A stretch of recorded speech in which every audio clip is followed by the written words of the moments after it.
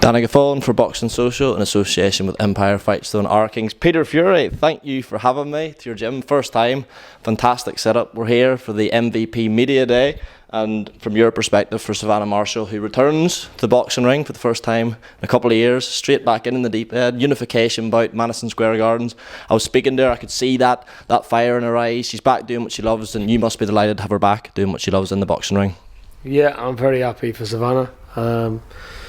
I think it's going to be a great fight as well. She's up against a good opponent, so yeah, it's all systems go. But this is the fight she wanted, so that's it. So very happy. Shadeshia Green, two-time world champion, I believe.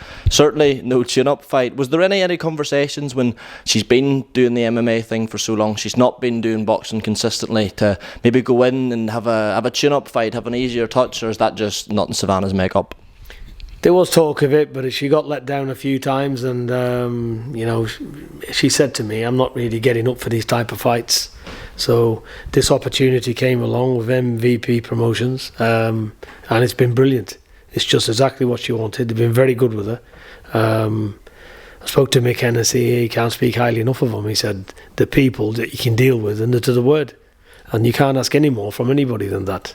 What do you make of Shadeshia Green as an opponent? She's very heavy-handed on the face of it, going off her record.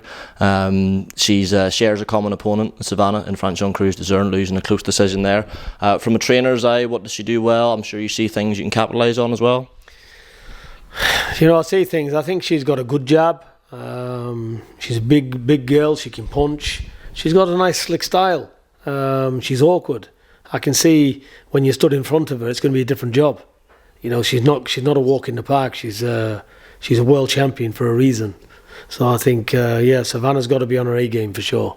And the focus will, of course, be on July 11th. But I was speaking to Savannah, and whilst that is, of course, where our attention is, it's got to be the Clarissa Shields rematch at some point, surely. It's the biggest fight for both girls. There's still plenty of needle there, as Clarissa seems to have with everyone. The fans would love to see it. Is that what would you love to see as well? I'd like to see the rematch, yeah, I would like to see it. But first of all, it's not a thought in my mind because I'm doing the training. So for me, it's about getting her past this fight. And this fight's not a foregone conclusion, Savannah's going to have to dig deep. Like I say, she's going to have to be on a complete A game and get through this fight. And hopefully then we'll see what's after. Busy time for the stable with Hugh back in the ring in a step-up fight from the level he's been at before against a Belgian heavyweight with a good record. It's a fight I'm sure you're expecting to come through, but a tougher test than a fighter perhaps with a bit more ambition than who Hugh's been mixing it with previously recently. I don't know, to be honest with you. It's who you've boxed, I could be 20 couldn't I? Yeah. Do you know what I mean? So that's not to get above ourselves. It is what it is. They're just tune-up fights, waiting for the big fight. The main thing we're looking at is September for Hugh and getting him in a good contest, a contest that he can get up for as well. Do you believe after this it will be that step up, that big fight that gets the juices flowing? Have you had any conversation with Izzy? Izzy of GBM, he's promised us a good fight, and he did everything he said. He's been to his word, and I know him very well, and he will deliver. Elsewhere in the heavyweight division, I want to get your thoughts, Peter, on the fight between Moses Itauma and Dillian Whyte. Seeing sort of two schools of thoughts, in that a lot of people saying this could be quite shrewd matchmaking given where Dillian may be at in his career and he's got that name value, but some other people are saying, Moses, still this is a big jump for him. He's never had that chin tested. Dillian can punch. What are your thoughts on it? I think it's a good fight. We've got experience against a young up-and-coming heavyweight who's fast, ferocious, got power, can box. He ticks all the boxes so far. So it's going to be interesting. He's either going to catch Dillian early, or if he goes past the fifth round, and Dillian covers up, he's a big man himself, so that could be intriguing. Experience could tell the story. Or he's just going to do with Dillian like he's done with the rest of them. We just don't know. But it's an intriguing fight. You've been around boxing for a long time, Peter, in the heavyweight divisions, your forte, your thing. Is the hype around Moses Itauma real from what you've seen? Do you believe it? I don't believe anything. I've seen him in the gym, he's been here. What I will say is he's a nice young fella, and he can fight. So I can only see what I can see myself. He's explosive, he comes, and he's definitely, he's when he's in that ring you can see he's got a nasty streak to him. So he ticks a lot of boxes. So far, so good. The only thing we haven't seen, which I say with all fighters, not just him, they'll see what you're like when you're in a bit of a dogfight, and you're in a war, and it's not going your way and stuff like that. He's a young fighter. We haven't seen that side of him because he's been too good for the opponents up to now. So will we see that side? Sooner or later we will. But will it be against Dillian Whyte? Who knows? But it could be. We just don't know.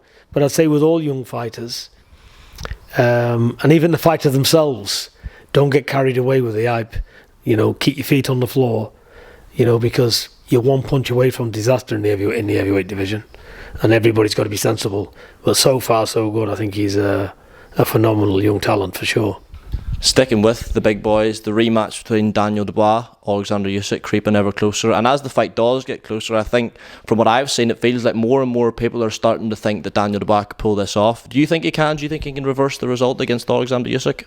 Oh, listen, he's got the power. He's a big man. But you've got to be able to land it.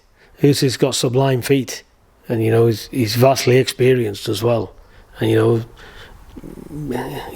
Usyk's got to be on his A game to keep away from Dubois, and so it's not going to be easy. But I've never seen Usyk really hurt, so I think it's a tall order. I'd have to edge towards Usyk, but it wouldn't shock me if Dubois pulled it off with a stoppage, because he's got that punch power where he can do damage at any time in the fight.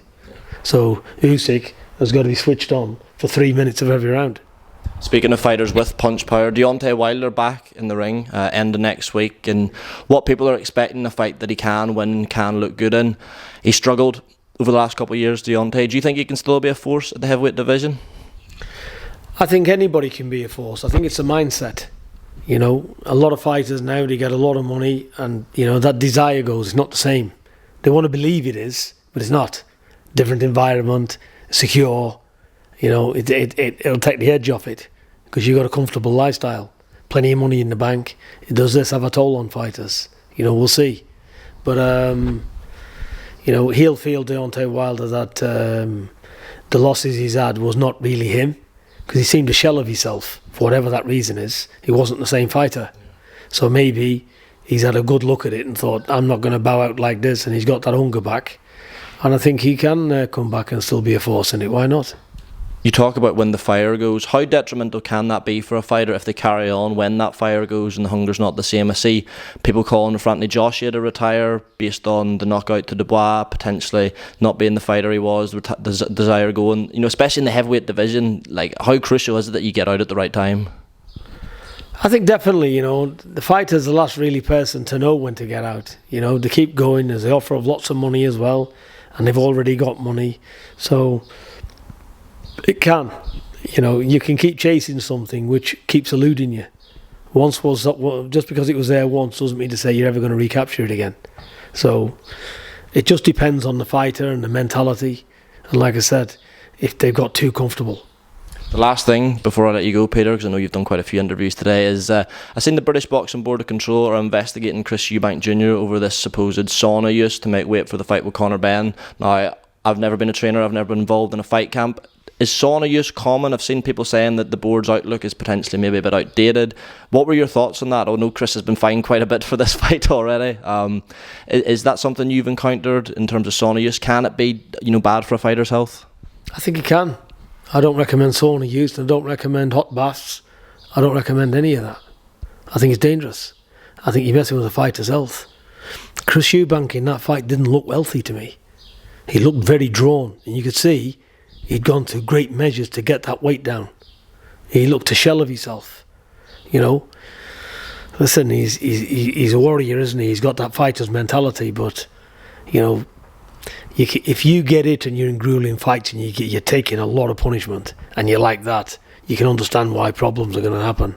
So no, I'm not an advocate of draining weight, cutting it so far down that you've got to get in hot baths and got to get in saunas. Your weight should come off gradually in your camps. That's your weight, that's where we're getting to. And your weight should be stable even 10 days before, a week before, at the very minimum. It should be on weight, either a kilo over max or a pound. But I'm not a lover of draining weight, no, and dropping weight fast. No, I think a lot of people echoed those concerns for Chris in that fight. Peter, again, thanks for having me. Thanks for giving me some of your time. Lovely setup you've got here. Amazing day for it. And yeah, been a great day. Thank you. Thank you. Good to speak with you. Thanks.